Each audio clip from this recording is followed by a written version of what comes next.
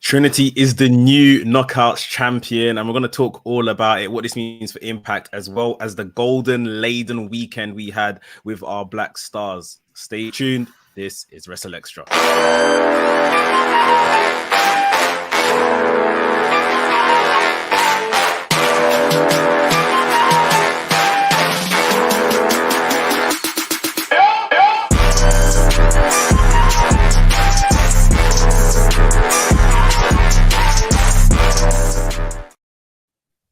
Yo, this is WrstlXtra. I'm your boy A Dazzle, the Black Wrestling Advocate, always joined by my trios team, Mex, the WrestleManiac, if you will, yeah, and the professor that is Gerard Bonner.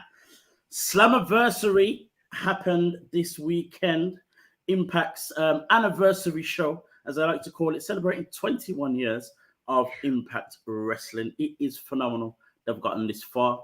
Ups and downs of Impact Wrestling, as we all know, storied tenure in of that promotion.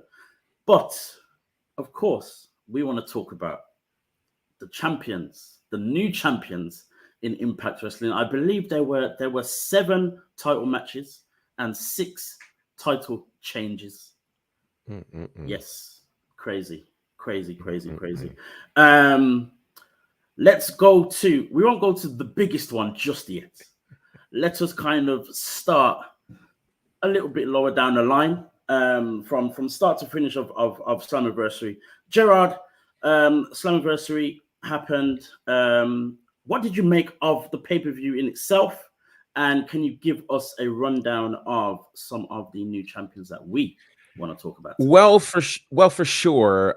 Impact Wrestling, I'm hoping that after 21 years, we can start to put some respect on their name, because one of the things that they do and do well is they give us great in-ring content. They give us great matches, and they know how to give us a good pay-per-view. They really, really do. And so this is one of those pay-per-views, again, Slammiversary, kind of one of the big 2 for them. They've got Slammiversary and then the October pay-per-view, Bound for Glory. And we had a lot of anticipation for things that would happen. And I think, honestly, we got surprised by a few things. I don't think anybody expected the hashtag Black Gold Rush that would happen at Impact. But yeah, that's what happened. I mean, we've got new tag team champions on the women's side. We've got all kinds of things, including a new X Division champion. Shout out to Leo Rush, who defeated Chris Sabin. And that's kind of a big deal because Chris Sabin, of course, won the X Division championship at the last pay-per-view, kind of with this whole Motor City Machine Gun situation. One piece we probably aren't going to spend a lot of time on, but it's interesting. We do have new World Tag Team Champions on the men's side of things, as the Bullet Club's Chris Bay and Ace Austin, also known as ABC, lost the tag team titles to Subculture. And that's pretty intriguing in a kind of a 4-team kind of match. And also, of course, the big one being Trinity winning the Impact World Championship. And then I also believe that we have a brand new digital media champion as well, that being Kenny King. So lots of titles changing hands and lots of people that look like us holding gold. There's a part of me that wonders if, I don't know, in the last couple of weeks, the people have been tuned into us and they heard us talking and they said, we've got to fix that so that WrstlXtra can put some respect on our names. And so here we are doing just that. Listen, I get to say this quite often on this show, but Mex, I'm sure they were listening to us last week and the week before when we were complaining or questioning even the usage of black wrestlers on the scene in general at the moment, and we even made note of the amount of black wrestlers that are being used in Impact consistently. But now we have 3 new black champions in Impact Wrestling. Let's go to the first one, which is Kenny King is the new digital media champion. He defeated Joe Hendry. Joe Hendry was, I believe, the longest reigning digital media champion. The Yes. digital media championship hasn't been around for long. It's not like it's been there for 10 years. It's probably been Right. about 3 years. But he Yeah. was champion for 266 days, which is still a good amount of Lengthy. time, of course. Mex, did you see this match? What did you make of this whole thing? Are you excited by any of this? As I said, digital media championship, it's not the biggest championship in the world. It really isn't. Yeah. But Kenny King is the new champion. Yeah, it's a good look for him, and even with the lack of age or prestigiousness of that digital media championship, it's still kind of building its own legacy. You know, Joe Hendry himself has done a lot of work for that title.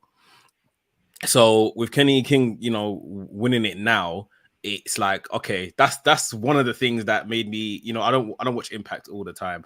Pay-per-views I'll try to catch, like this one. Obviously, I knew it was a big one, but him winning it made me kind of sit up like, oh, okay, because I know the work that Joe Hendry's done for that title.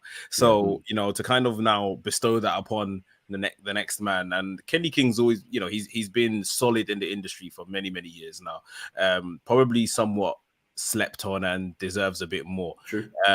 But so yeah, this is a really good spot for him, and hopefully they continue to kind of pay that title and the new champion the same kind of respects and the same kind of opportunities. Joe Hendry creates a lot of his opportunities as well, so we'll see if Kenny King has it in his. But the match was absolutely, it was a good match. Like I said, I was surprised by Kenny King going over in the end, but yeah, congrats to him. Shenanigans from Kenny King as well, of course, in order to win. And it was interesting. Let's move our attentions to the tag team championships. Yes, it was Subculture that won, but of course it meant that Chris Bay has lost his Impact Tag Team Championship, obviously alongside Ace Austin as well. The other thing that was interesting about that match, though, and has been interesting for the last maybe about 2 or 3 weeks now on Impact, is the involvement of Trey Miguel and the returning Zachary Wentz. Now, Subculture win because, you know, Trey and Zach get involved in some way, you know, causing Chris Bay and Ace Austin to be distracted and taken out. Subculture get the victory. Great for them. A new team in Impact only came through about a month ago. Obviously, British guys as well, which is great. Mark Andrews returning to Impact, all the rest of it. Gerard, what do you make of this whole thing now with this new look Rascals and ABC? What do you think is going to happen here? You know, the idea of those two teams actually going at it is pretty exciting. I mean, it's going to be fast-paced. It's going to move incredibly well. And again, given kind of the history that's happened between the Rascals and what Zachary Wentz has gone through, it's really cool to see him welcomed back into the wrestling fold at this high of a level. To be able to go back home, to reconnect with Trey Miguel, the newly engaged Trey Miguel, and to, you know, and to really see what these two can do against a team like ABC is really kind of crazy, actually. So I'm excited to see that. In the same token, I think it is interesting to see Subculture fresh off of their, you know, NXT UK run, now walk in here and get bestowed championships. Not saying they're not deserving, but it kind of goes along an interesting theme that we also saw for the night in terms of former WWE stars finding their way into championship gold and Impact. You know what? I never even thought about that, but that's very, very true. Interesting indeed. Moving ourselves to the X Division Championship. Now, this one for me is extremely interesting. Yes. So Leo Rush makes an appearance on Impact Wrestling about 3 weeks ago. He had a match, won his match, and then on that same night managed to get himself involved with the Motor City Machine Guns and Chris Sabin, coming straight for Chris Sabin and the X Division Championship. Chris Sabin said it a few times in his last few weeks. You know, you've done whatever you've done to try and get ahead of everyone else that's deserving, but I'm going to allow you to have this opportunity. Rush then comes into Slammiversary and defeats Chris Sabin within 1 minute and 20 seconds. Sheesh. His name is not Leo Rush for no reason. Well Because said. because 3 weeks and then a minute 20-second match is crazy. Now, I had a feeling he would win. This is Slammiversary. Leo Rush by now is a massive star. He's going to bring eyes to the product and all the rest of it. Massive star. But to win in a minute and 20 seconds, Mex, what did you make of this and how it went down? It was very shocking. It was very shocking because this is a pay-per-view. You don't expect something like that, or squash-esque in the way it happens, sort of thing. Look, I think Leo Rush, if we're talking black stars especially, Leo Rush needs to be in the conversation for like one of the best last 12 months. Coming back obviously from retirement or whatever he was kind of going through at the time. Just wherever he's landing, wherever he goes, he's just literally making something happen. Kind of showing his best self. And I was watching this match, and obviously didn't last long. Saw the result, and I thought, when I was thinking this, that he's been so good recently, I just thought maybe this is now just the maturity coming through. Because even if we remember, we've been watching Leo Rush for a long time, and for a lot of it, he has been quote unquote very young, a kid. Early 20s or whatever the case is. This is a shocking result, especially because the whole Motor City Machine Guns with Chris Sabin with the X Division, and obviously what's his face has got the world title. Shelley's got the world title. I didn't expect this to happen. I thought they were going to kind of roll with the two of them at the top of these divisions for a minute. But it'll be interesting to see where this goes with Leo Rush. Gerald, what do you make of it? Very similar, very shocking, extremely shocking. But if we're talking about black stars specifically who are due, absolutely insert Leo Rush's name. I mean, here's somebody who, again, went through what he went through in WWE, went to NXT, became, I thought, a great cruiserweight champion, kind of became a victim of circumstance in terms of his release. From there, he's been on the indie circuit, trying to really find his way, but making an impact wherever he goes, pun intended. Then he ends up in New Japan. And over in New Japan, shines like new money. I mean, it was insane to see just how well he did. And if my memory serves me correctly, didn't they win the best of the Super Junior tags, or they were in the final? They won that, right? Which was a major moment. I mean, like, you don't see very many African-American stars in New Japan, first of all, and then walking away with a tournament win like that. So it was a big deal. Wherever he landed was going to be a big deal. And so for him to just show up in Impact literally 3 weeks ago and now become the X Division champion, another former WWE star getting Impact Gold, and not saying that none of them are deserving. I think they all are, but perhaps no one, everybody's talking about Trinity, but nobody, I think, is more deserving of wearing gold right now than Leo Rush. And so I'm really excited. And to get the win over a red hot Chris Sabin is like, whoa. So I'm excited to see what can happen with this particular reign. And here's the thing as well with Leo Rush, as we've said, he's been deserving. He's gone everywhere. He's won championships everywhere. As we said, he's been cruiserweight champion. Yes. He went straight to Raw and was the talk of wrestling during his time there as well. It ended very quickly, unfortunately. He came back on the indie scene. We then saw him in AEW, and that caused all sorts of commotion and talk. And whatever Leo Rush does is talked about. What's funny though is I just don't feel as though he's being talked about enough at the moment. I agree, and I don't know why. I can't put my finger on why that is. But the other thing is we have to remember as well is, yes, he's got a massive win over Chris Sabin. Chris Sabin, a 9-time X Division champion, homegrown Impact Wrestling talent, longest combined days as X Division champion. For him to beat Chris Sabin in 1 minute and 20 seconds is no small feat. And I'm hoping that we're going to see Leo Rush in Impact for a while and this X Division Championship as well. The other thing that we learned as well, of course, is Kushida could be a possible contender, because Kushida won the Ultimate X match, which was, as always, just crazy. And shout out to Kevin Knight as well, who was in the match. Yes. My God. Wow. That guy is special. just different. He's that guy is just different. He is.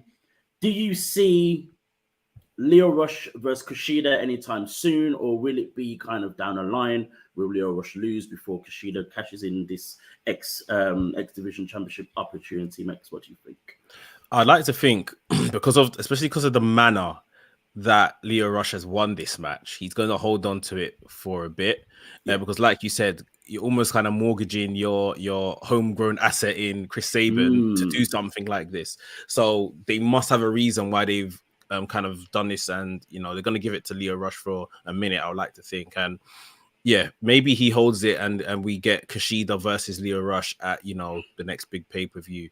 Not these kind of in between ones they do, but like they hold it for a while, and because Kushida is big business as well for them. So I think he's going to have an interesting reign, and then Kushida probably somewhere down the line. We mentioned Kevin Knight. Gerard, I want you to talk about Kevin Knight just a little bit more. What he's done in his few weeks he's been in Impact as well, and what you think could possibly happen. He does have a match scheduled for the next Impact against Jake something, I believe. So he might be around for a while. What do you expect from Kevin Knight in Impact? So, admittedly, I have a slight bias towards Kevin Knight. Kevin Knight, the first African-American graduate of the New Japan Dojo, which obviously has opened the door for now Trisha Dora and several others. I believe he's one of the first. I'm not sure if he's the exact first, but certainly one of the first to hold the junior heavyweight tag titles over in New Japan, which I think is absolutely incredible for an African-American star. Had a chance to work with him in Battle Slam as well. And, he's special. He is special to be that tall, to be that athletic, to jump as high as this guy can jump. I mean, like, it's crazy to see what he can do. I think we are looking at a true worldwide star in the making with Kevin Knight, and sitting under the tutelage of Kushida is only a good thing for him. I mean, I really believe he can write his own ticket. He really, really can. And whether he decides to do that in Impact, in New Japan, if he decides to go anywhere else, he's that guy, because there's really nobody else in wrestling that combines his athleticism, his height, his look, his presentation. They don't. The guy is special. He's special. And if Impact is smart, they will leverage that as much as they can, because, they might have somebody tall like Moose, but Moose can't do what Kevin Knight can do. No doubt about it. Definitely. Can I just add on Kevin Knight, right? Of course. I don't want to mention any names here. This isn't being big time or anything. I just don't want to mention any names because I'm not sure if I'm allowed to say this. But go on. From someone that was in his class in the LA dojo, they basically said, because I guess he came in with the, one of the least experiences when they started, right? Right. Although they saw the potential in him, he would have been classed like at bottom of the class sort of thing. Right, although he was good, it's not to say he was rubbish. He's just the rest of them got it quicker because they were already wrestling and stuff like that. Now, I don't know how Impact is deemed. I'm gonna call Impact like a big indie, like it's got a TV deal or whatever, right?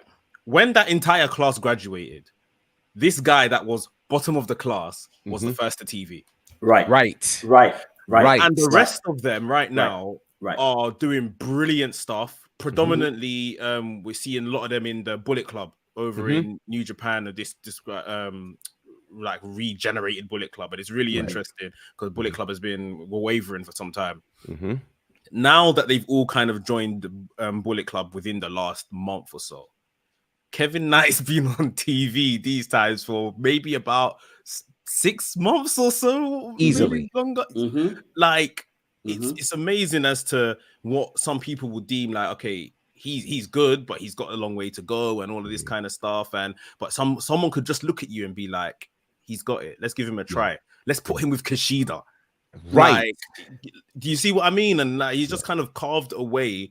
And you can see the ability. Like, even when I was being told this, I was just thinking, but how couldn't anyone have seen this? Because he looks great. You see what I mean? But yeah, he's come a long way still to go. And yeah, definitely rooting for him. And I like the fact he's kind of taking this scenic route.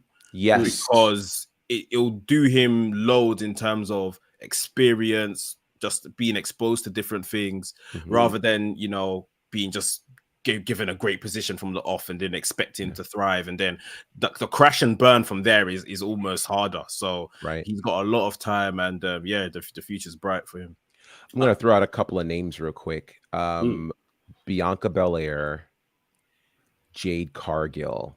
Now, some would say, why are you mentioning them? Because these are two athletes who had no previous wrestling experience. Right. Went into, you know, the places where they chose to learn, and they have flourished. You know, I think what happens sometimes is when you look at these wrestling schools, people tend to take those with previous wrestling experience and kind of put them a bit higher than those who have no wrestling experience. But, you know, sometimes it's easier for people with natural ability to learn without any of the previous baggage in them versus those who have to unlearn to learn the new system.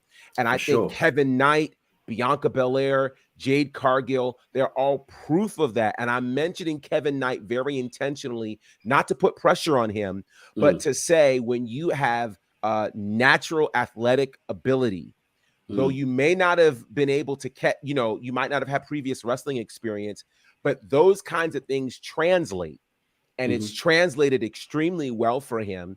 And I think it's one of the great reasons why he's able to do so well and will continue to do extremely well.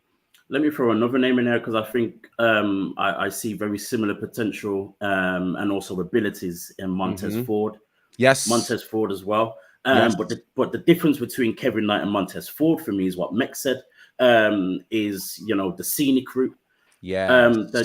I think the advantage that Kevin Knight will probably have, if you compare the two, and I don't want to do that too often, is that he's coming through the whole New Japan school for one.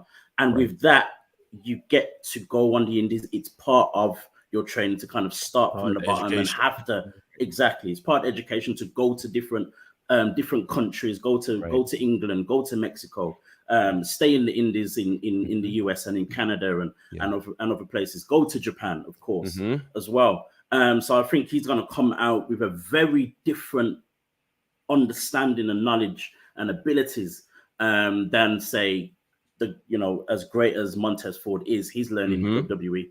He's learning WWE. That's going to be great for him because that's where he's staying, I'm sure. But Kevin Knight's just going to come. He's going to have just a different level of experience, and it's going to be very, very interesting. I think this whole scenic route for him is absolutely perfect. And like we've all said, we're very excited to see what this man will do.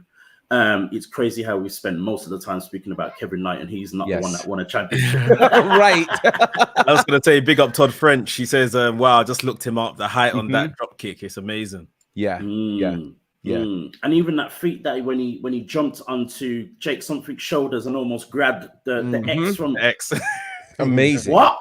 Amazing. And to get that the first time, I don't think people understand that. Like, you don't get a second chance on live television TV. to do that kind of thing. So to hit it with that kind of precision is insane. Just insane. Just crazy. Everyone look up Kevin Knight if you haven't already. He's just phenomenal. Moving on to the biggest news coming out of Slammiversary, of course, which is Trinity is now the new Impact Knockouts champion. Trinity defeated Diana Purrazzo, a 3-time Knockouts champion. Very much, heralded champion as well in Diana Purrazzo. Gerard, what did you make of this match? What do you think of this whole thing with Trinity now as the Knockouts champion? Well, kudos, of course, to Trinity. A great match. And, I feel like we talked about this before, whether or not when we saw the writing on the wall and the idea that Trinity would end up getting a title shot, the question was asked, is it too much too soon? And I want people to understand that two things can be true at the same time.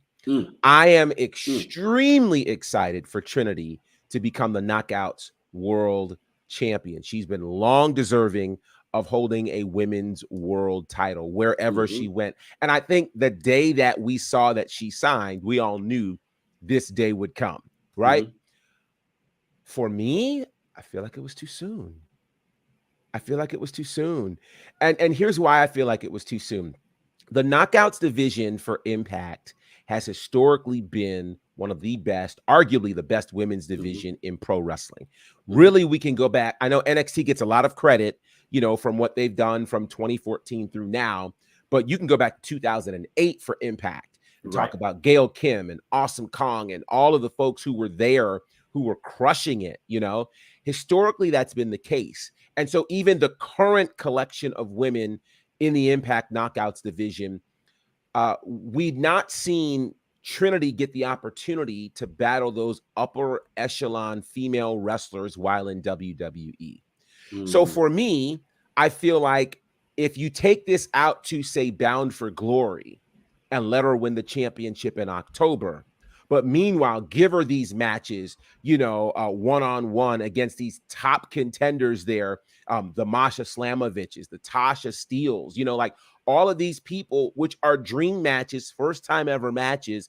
She's worked her way up to, at that point, a match against Deonna Purrazzo.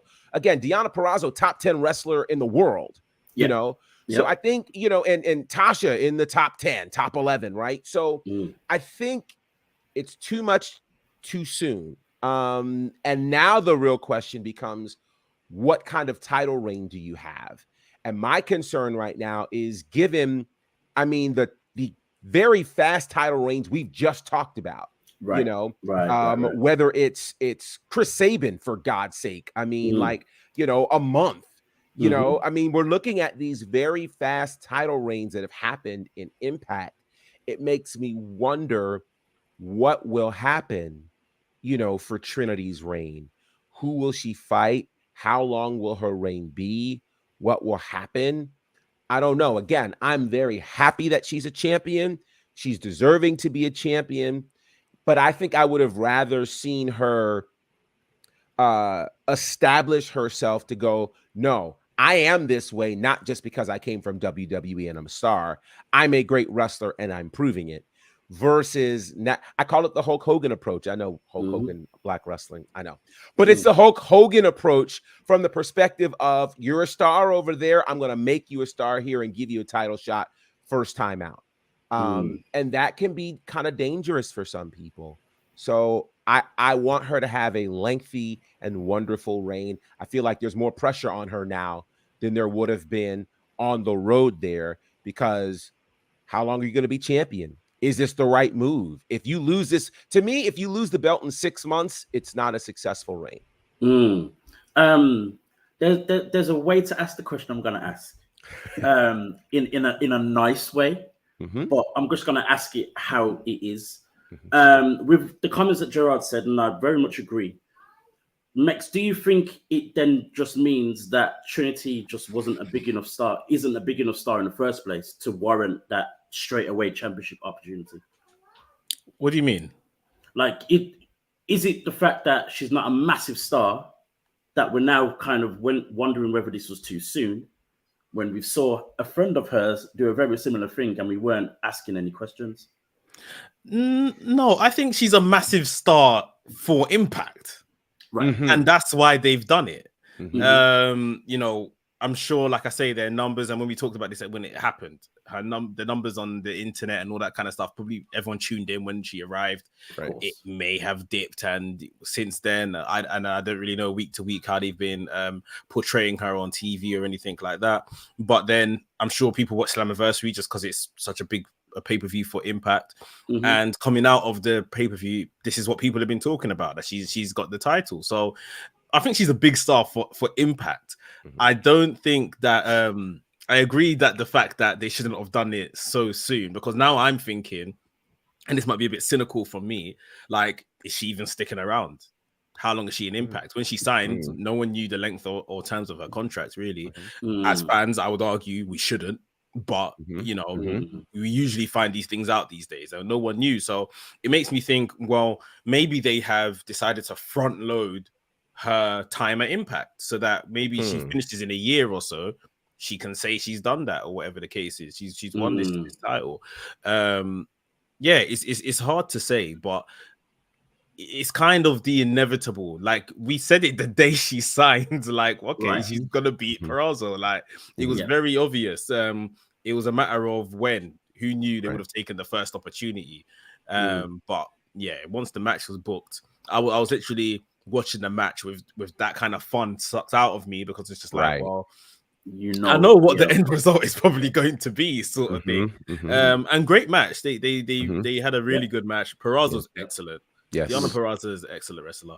And right now they've put the belt on, you know, the mega star of that company at the moment.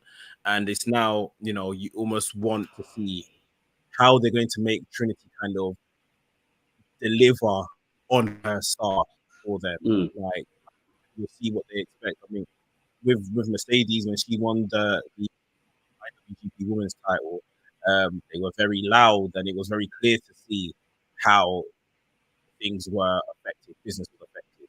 Selling out, she was the only person mentioned for Battle in the Valley and all of that kind of stuff.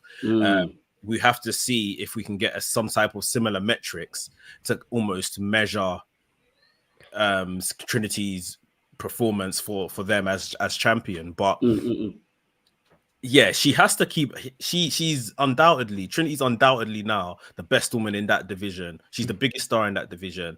I'm not expecting anything short of a 6 months reign.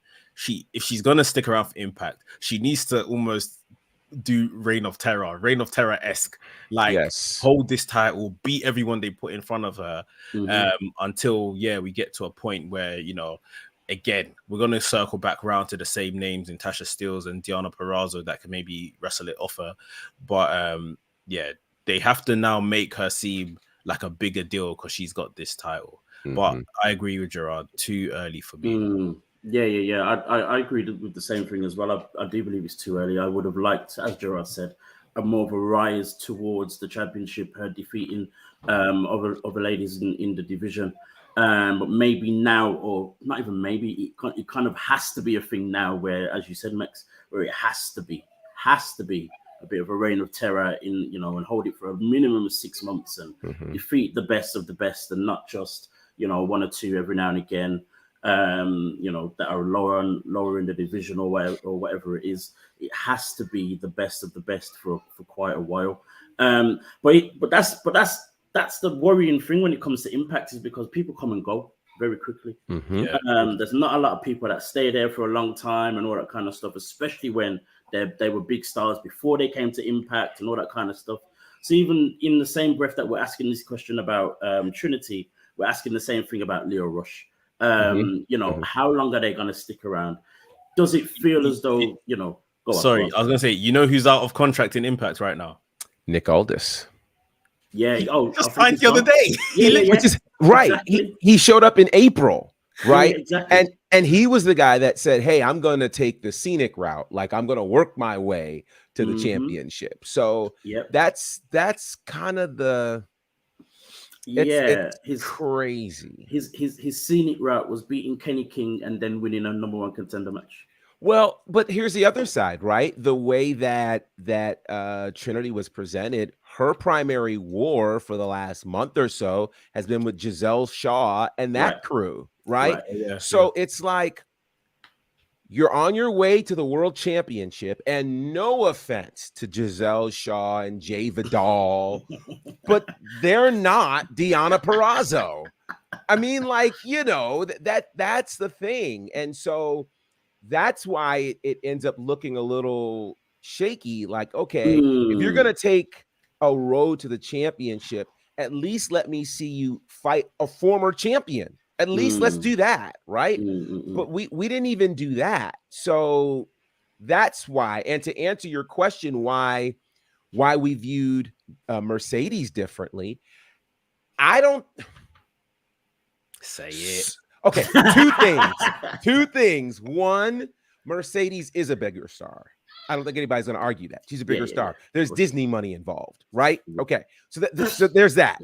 Yeah. But the second thing is that Mercedes was presented in top tier matches all the time. You know, whether it was fighting Ronda Rousey, Charlotte, Bayley, Becky, like she was always at the top of the card, while Trinity was always fighting for recognition. You know, so naturally the way they had been, and you could make all sorts of arguments, right? People could blame the writing. You can also look at the person. Either way, that's how they were presented. So, you know, obviously, I think Trinity gained a lot from being with Mercedes, where Mercedes could have stood alone. So that's why I think there's this whole question of, hey, go on and beat those people, because for Mercedes, she already did. She's already got the wins against Charlotte and all the upper top tier talent in WWE, such that we go, okay, yeah, makes sense. Good man, win the title first time out. And I think that's what the question I was asking you is, you know, obviously with the way that Naomi was presented, presented as Naomi, right, in WWE, there was always going to be this battle wherever she turned up or ended up, whether she is the big star that we want her to be. Is she already there, or does she have to work to get there? I still believe it would have been better for her to work to get there, not because I had to be convinced that she was a big star, but it just would have been nicer for there to be this whole thing of there being no argument, there being no questioning it. As we are now, we're questioning it. Whereas if it happened at Bound for Glory, this conversation would not be happening. And I think that says everything in terms of the question I was asking. You know what I mean? Go on, Gerard. What are you going to say? Say it. I am scared that there is a silent P word connected to Trinity that we have not been saying. But I think I need to say it. We're saying she's this star. And I think the silent P word is potential. I think we've been saying she's a potential star. And we have been believing in her potential. And we've yet to see the opportunity for that potential show up.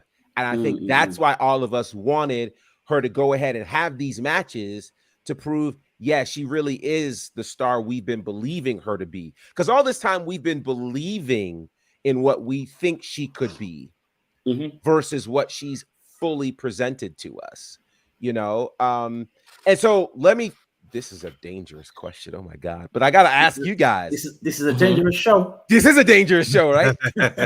Does being the Impact Knockouts World Champion finally make Trinity the star we've believed her to be? Go on, Max. I would say, no, but traditionally, the Knockouts champion for women in wrestling is pretty high up there, just because of how they treated it in the past. So it's definitely, it's almost like sit up and pay attention sort of situation. It's not the whole shebang star sort of thing. You didn't win it at WrestleMania with all the confetti and the pyro going off, but it's definitely, especially, and her reign will be very telling to go hand in hand with what I'm saying. It's definitely like a big step onto that ladder. Like if she is ever to return to WWE one day or something like that, just the ability they have now that say this was a former WWE champion, a former Knockouts champion, they might just say that.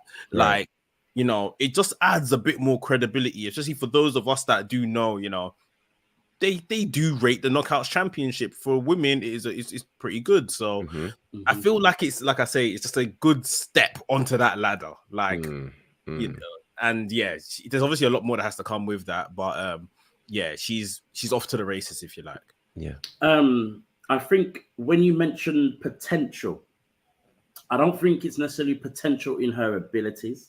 Right. It was definitely more so for us, as especially as black fans, just fans of Naomi, whether you're black or not. More of a frustration of her not being used in a better way. I think we got past the part of her being a potential star or someone of potential. That's usually, I guess I'm thinking in a way of usually someone that's a bit younger. So maybe when we first saw Tasha Steelz in Impact, we're like, oh my God, she's got the potential to be a knockout champion. Whereas with Trinity, it was like, right, we've been waiting for like 3-4 years for her to be a champion. Right. It should have happened by now. So it's not necessarily potential, but I understand what you're saying. It's more so how she was used or how she wasn't used. To answer the question, it's definitely a no from me. I think it's more to do with, though, again, this whole thing of her becoming Knockouts champion as quick as she has. If again this happened at Bound for Glory, the answer to my question would be yes, because she would have beaten different people to get to there, and then been undeniably Knockouts champion. The answer, or the only way that my answer to this question would change is how this run goes. It's how this run goes, because this isn't a case where she's become Knockouts champion and now we're gonna view her as one of the greatest women's wrestlers in the world. Yes, she beat Deonna Purrazzo. Deonna Purrazzo has probably brought the Knockouts championship back to prestigiousness over the last 3 or 4 years. Absolutely. But okay, as I already said, it's a dangerous show, so I don't know why I'm holding back. But but with Trinity winning it, I'm sorry, but I think it's kind of dropped a little bit, and not in the sense of rankings in terms of women's championships, but just in terms of comparing Deonna Purrazzo Knockouts champion to Trinity Knockouts champion. I think it's two different things now. This is It's a business. This is more so for very much exactly. This is more so for the business, whereas Deonna was more so for the wrestling. A little Correct. bit more for the wrestling. I think that's what the difference is here, and it's you can interpret that however you want. Sure. That's subjective. It's a fan thing. It's subjective whether you believe, because wrestling's a business. You have to make business moves. Wrestling in its pure form, you have to love wrestling. So you can argue both of those things. But just for me personally, this is definitely more so the business move, whereas Deonna was more so the wrestling move.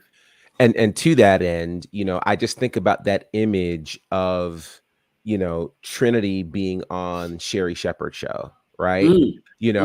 And how Deonna Purrazzo, as the women's champion, has not had that kind of mainstream outlet. So in my head, what I'm now seeing is Impact says, oh, now you can take the belt to these places. And here's the thing, Trinity. And so again, even the term star probably needs some definition, because there's a star in wrestling and a star in mainstream.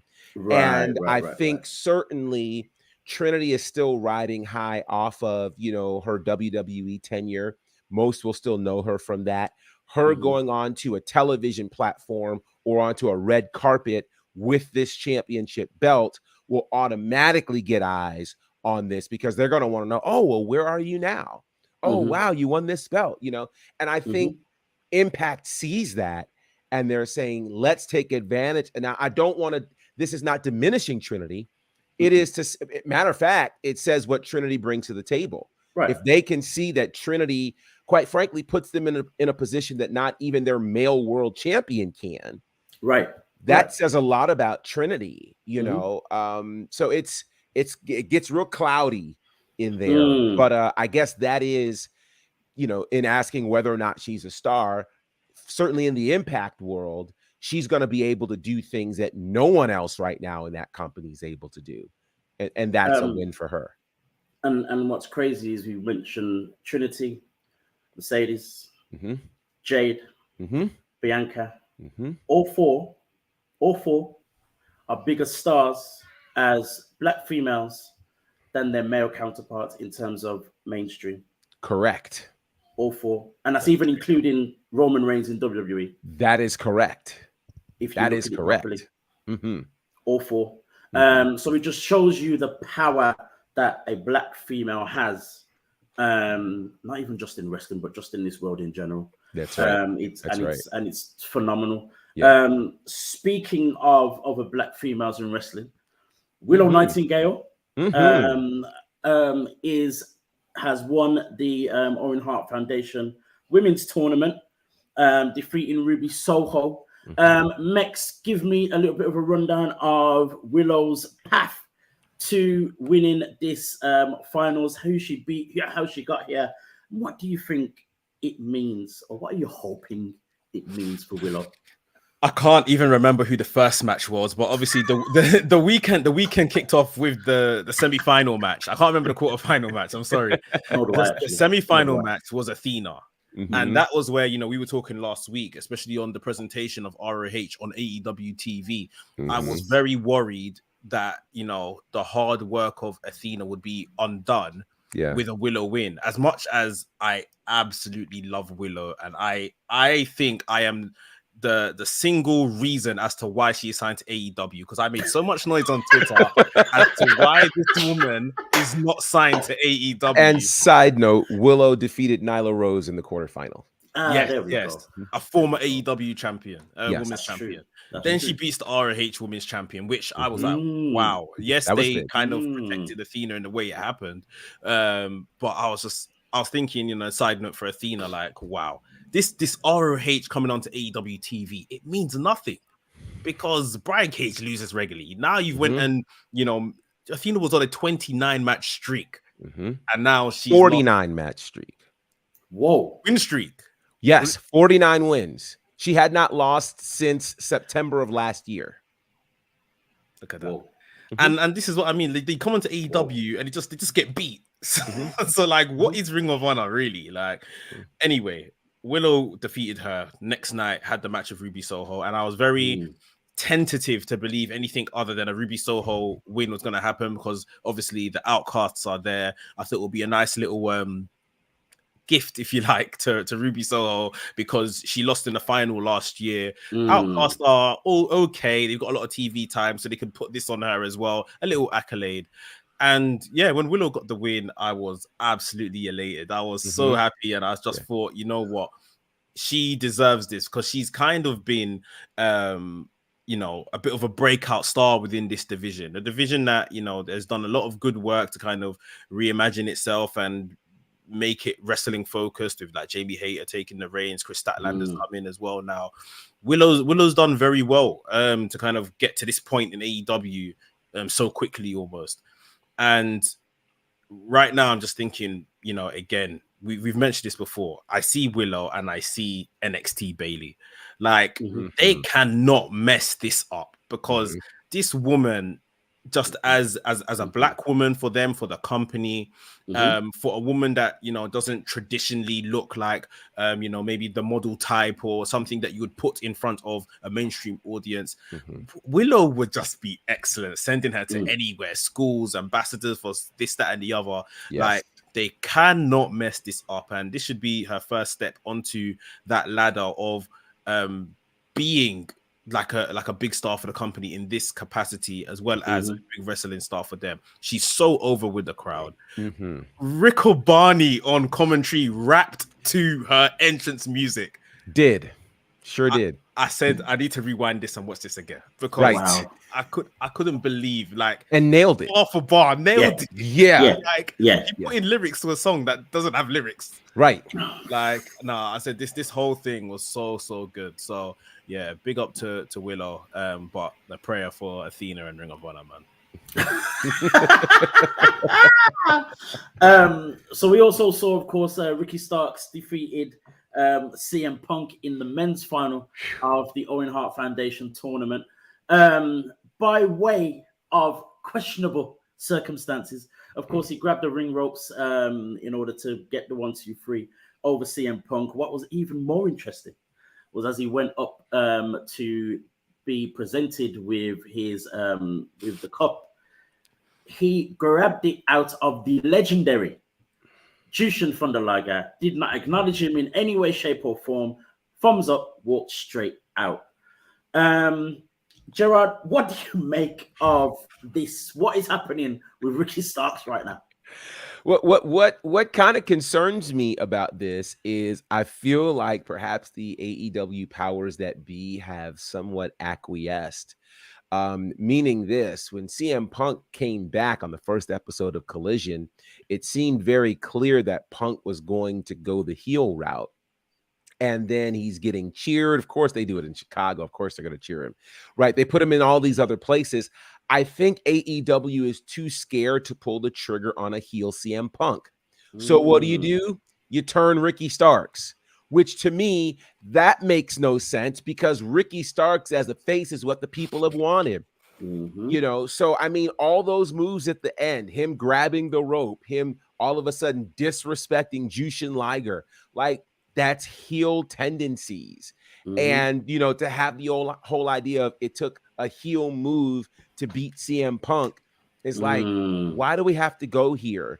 But I think that's where they're going. And I'm not sure if I like it or not.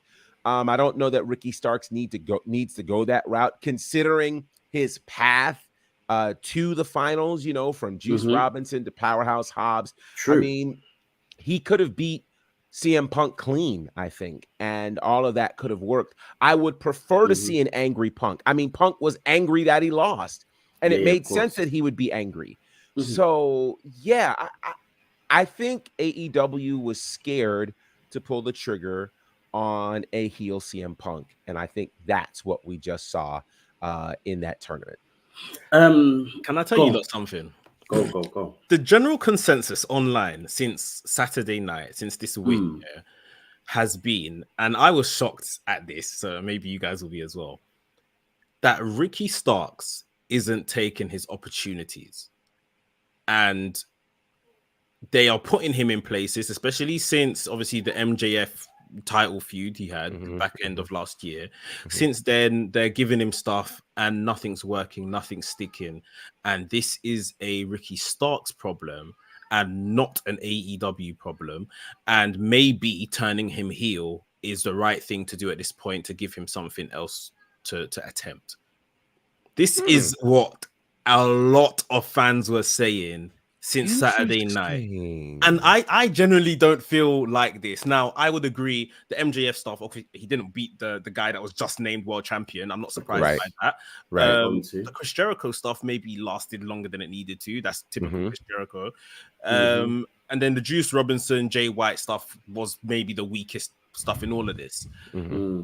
He's then beaten CM Punk in the final. Like, when people started saying this, I was thinking to myself, do I need to go back and watch that final? What, like, was the match not good, or like, I don't know where this has come from, and clearly by you guys' reactions, you feel the same way. Like, I don't know. Like, people think it's on him right now. Like, things aren't working, and I saw even some people saying just put him back with Powerhouse Hobbs, and neither of them are really doing much of anything. Maybe they just better together. But yeah, interesting. I can understand it being what you're saying, being an argument, but for that to be the general or the common consensus, it's the common denominator right now. Crazy. Wow. That is crazy. It's crazy. Yeah, I think for me, since the whole MJF thing, we knew that was kind of going to be quick, and you know, as you said, MJF literally just won the AEW Championship. He wasn't going to beat him or anything like that. But everything else he's done since then, with Chris Jericho, with Bullet Club Gold, first few weeks, brilliant, beautiful, but both of them lasted too long. Right. That can't possibly be a Ricky Starks problem.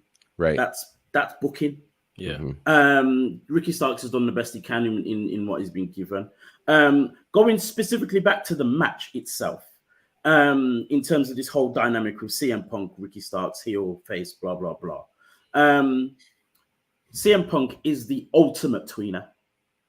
Yes. Absolute ultimate tweener. He was doing stuff in the ring. He was like gesturing to the crowd, smirking every now and again, and all this kind of stuff. But I'm like, okay, this is CM Punk. All right, I get it. He gets booed certain places. gets cheered over places. It is what it is. Perfect, brilliant.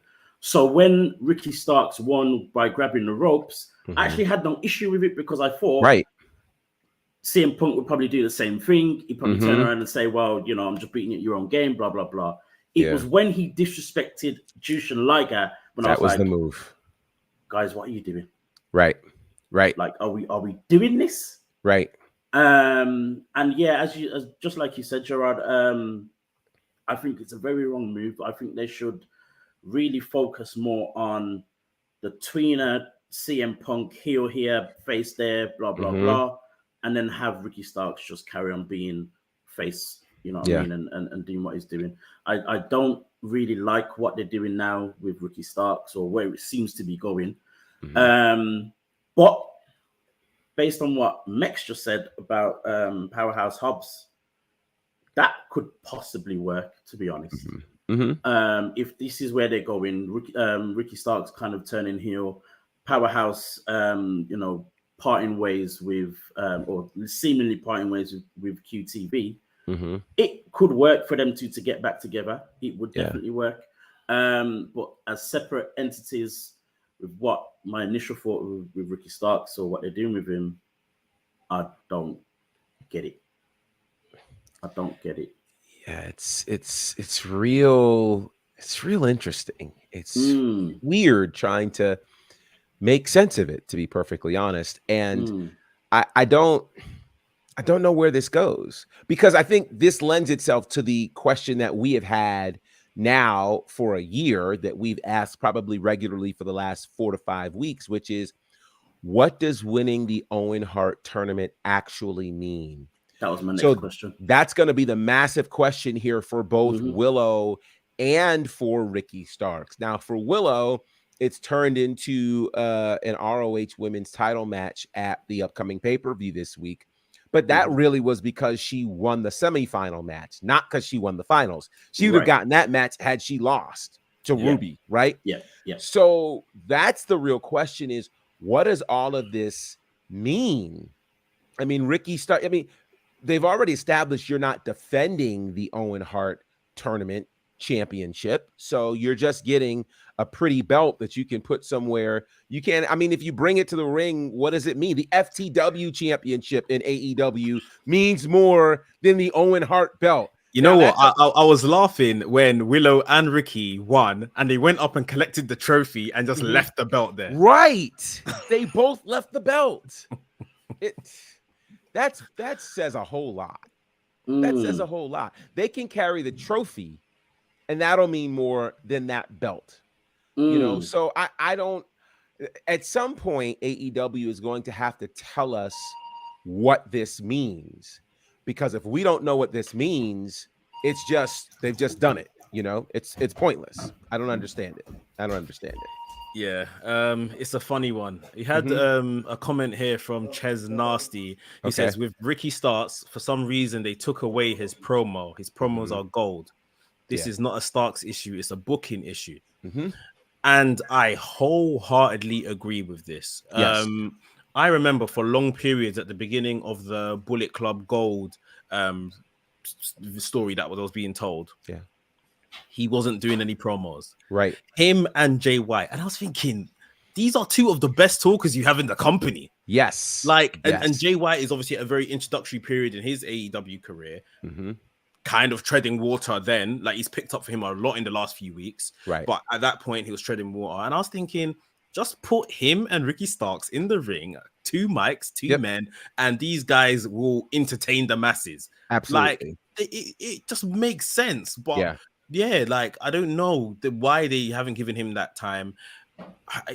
Maybe they just never believed in the babyface stuff, and they've always planned to do this turn that we're talking of now, which is a bit weird in itself. It is very weird, considering, I mean, like, we think about, I think about some of the memorable Ricky Starks promos.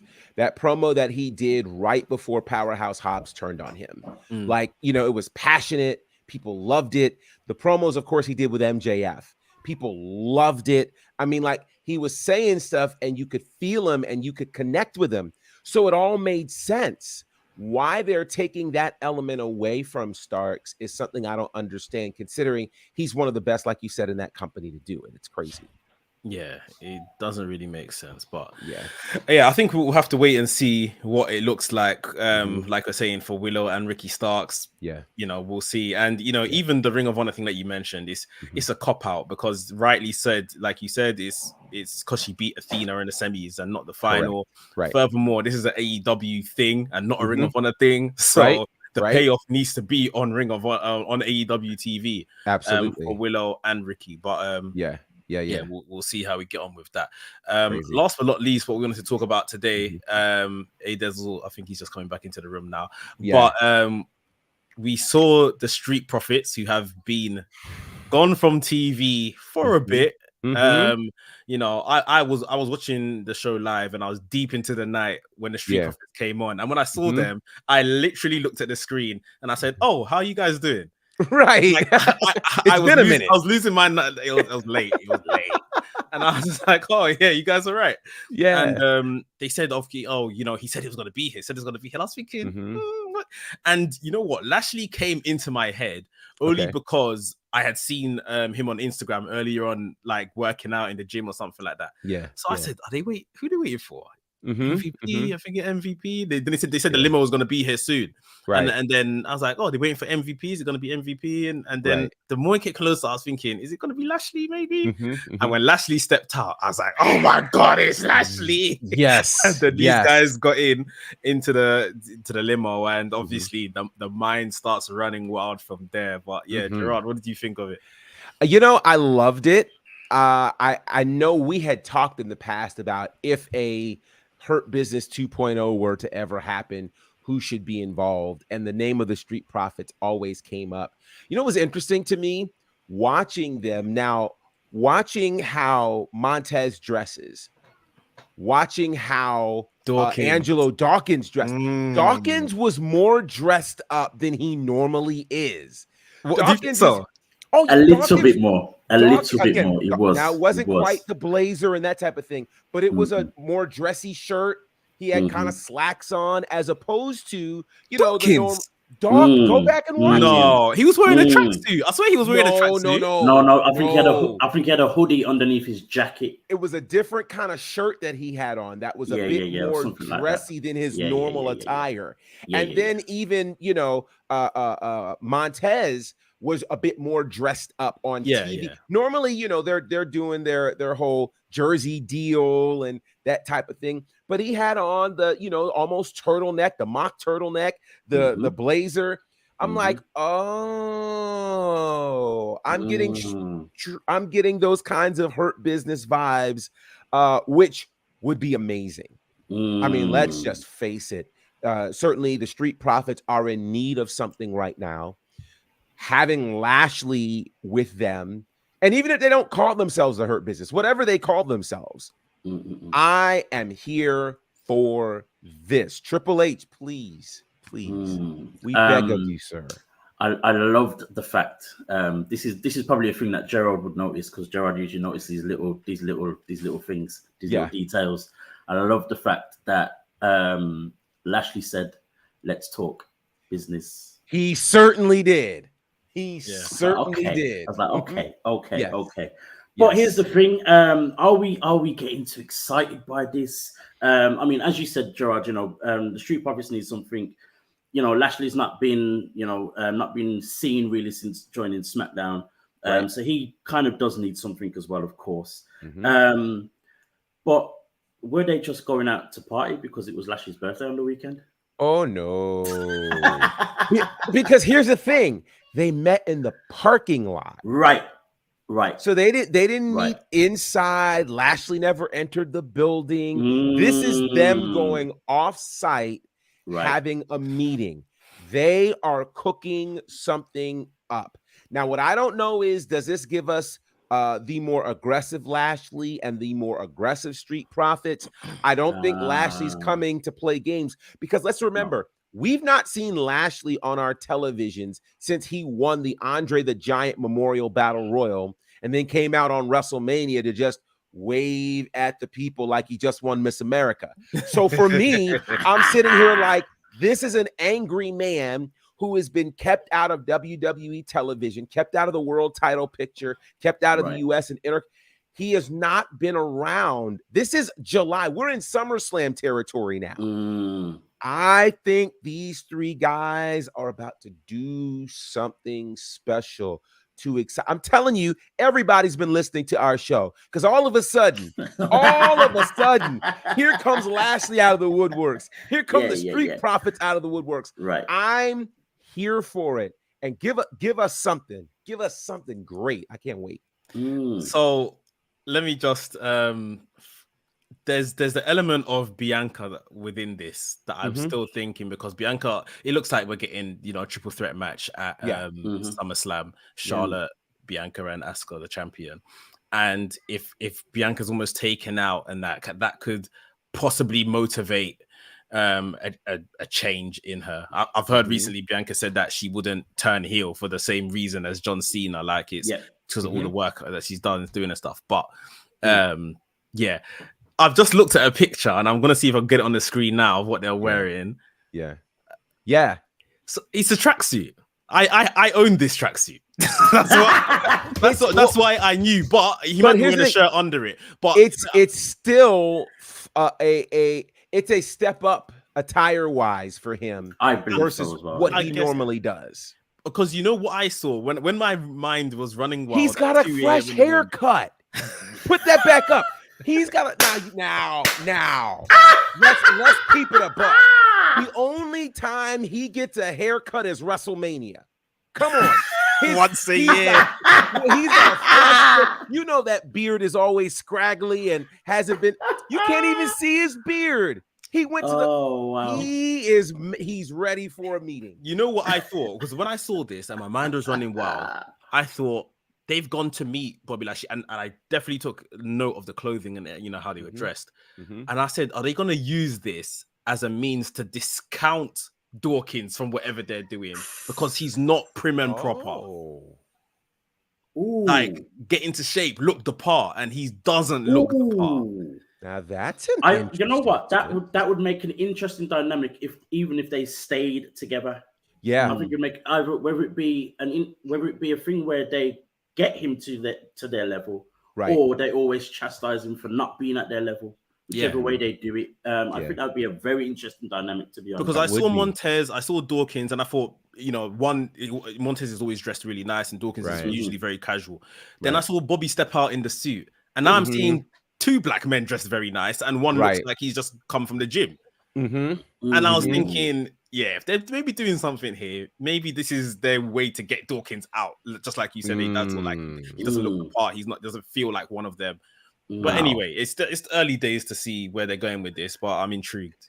Here's my final question on this whole thing. So it's those three, as we've seen already. We've seen those three, but then does it need more than those three? Does it work with just those three? Obviously, we know that Omos and MVP are free agents, so they could turn up on SmackDown. Obviously, we're hoping for a Hurt Business second coming kind of thing. Does this group, if it becomes a group, need more than just the Street Profits and Lashley? You know what I was thinking? If they were to add Bianca, we could maybe see Bobby Lashley in like the role that Jinder Mahal's playing right now in Indashir. So it's kind of managerish, but just taking a step back and almost, I'm not a manager, but these are my guys. Like these are the people taking the front of it all. And it's like he could almost be like, if these guys fall or fail at whatever they're doing, the suit comes off. Now Bobby Lashley's coming out, and it's almost like a Brock Lesnar situation at that point. Because I can't see them adding an MVP in an Omos, because then it becomes very Hurt Business-ish. If they want to go in a different direction, which I assume is what they may be doing, then it could be a different dynamic than having a quote-unquote manager. For me, if they add Bianca, I see them now potentially challenging Judgment Day. Yes. And that would be kind of we'd finally get our Bianca Rhea moment, which would be absolutely nuts. And I honestly think that they could put a hurting on Judgment Day in that, iteration of them. So I think there's all sorts of possibilities available to them right now. Which way this shakes out is going to be interesting to me. Yeah. And perhaps there's somebody out there that we haven't even considered that could be an addition to this. And I mean, who knows? There are all sorts of potential options out there. So I think they've got some strong possibilities. Yeah, I think there's a lot that can be done. I think at the same time, go on. Odyssey Jones. Oh, He's on Raw, but that's never stopped them before. It's never stopped them before. That's a good shout. He's Raw. He's Raw. Okay, it's a good shout. Okay. That would be very good. Yeah, that would be very strong. That would be very strong. Seeing that he's never shown his face on Raw. Most people would probably forget. That's true. Yeah, that's true. Yeah, I was gonna say, like, there's so many things that can be done here. It's a good thing, but at the same time, it's a bad thing. In the sense where if they don't do half of the things or anything that we think could potentially happen, it's going to be a whole problem. It's going to be a whole problem. But yeah, we'll see what happens from here. But it's nice to see that there's some kind of focus on Lashley and the Street Profits. Yes, being on TV and having something different, basically. Which should be interesting. On that note, guys, this has been our deluxe version of the show. An extra 10 minutes for free, guys. There you go. Yeah. Yes, this has been WrstlXtra. You're watching on the WrestleManiac UK YouTube channel. Don't forget to like and subscribe so you'll be notified of the next show, as well as this guy Mex putting up all of his reviews and other stuff pertaining to AEW, WWE, and anything else he decides to put up on his day off. Yeah. You can follow Mex on the WrestleManiac UK YouTube channel, and also on Instagram at WrestleManiac UK, WrestleManiac.uk, and Twitter WrestleManiac UK. Also find Mex on the Wrestling's YouTube channel as well. You can find this guy, Gerard Bonner, on all things Bonafide, and also his own show, The Faction Show. You can also catch him on WWE Live, The Nightmare Factory, Battle Slam, Southern Honor Wrestling, and everywhere he decides to turn up, which is literally everywhere. You can also follow me, A Dazzle, on Black Wrestling Alliance on Instagram, and BWA Dazzle on Twitter. Guys, this has been our show. Thank you for joining us, and we will see you again next time. Yeah.